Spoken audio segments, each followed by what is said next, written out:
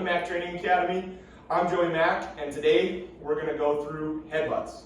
Something special for everybody. A lot of people don't teach these, or a lot of people haven't seen these, learning these. I've only actually learned formally in person from one person, and that was Dave Leddick, so a fairly good authority, but I've done research throughout the many years I've been in martial arts. So before we get going, make sure to hit that subscribe button to help me grow my YouTube channel. And if you have questions or comments, leave them and hit that like button. So let's get into it. Headbutts. They're kind of mysterious. People talk about them for self-defense. You see them in Hollywood videos.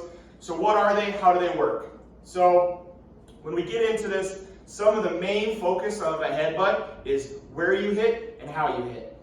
A big thing to emphasize is building a strong neck. If you're going to throw headbutts, you don't want to just willy-nilly throw a headbutt. Some examples of this is one of my first run-ins with understanding headbutts is thinking, oh, I just throw my head back and I whip it forward. One of the biggest mistakes you can do. It's a movement with your neck locked. We're not doing any sort of whipping motion with our head. I lock my head into place with my neck and I move my body, and the weight of my body and head is what makes any sort of impact. So the next part is, what do I hit with?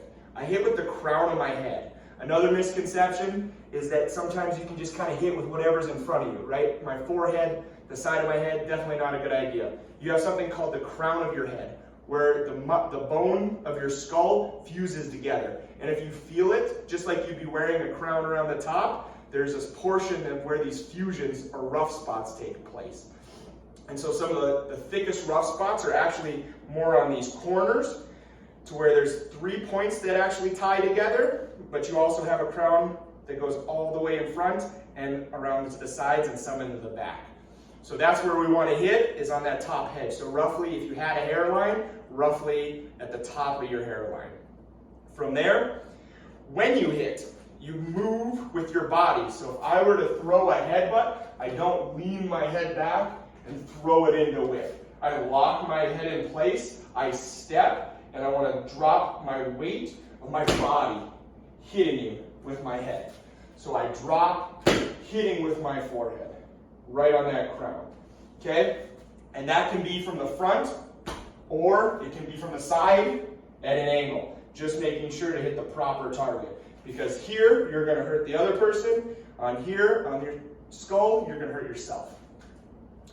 The next portion that you want to look at, as far as an option for throwing a headbutt, is not just moving in and down.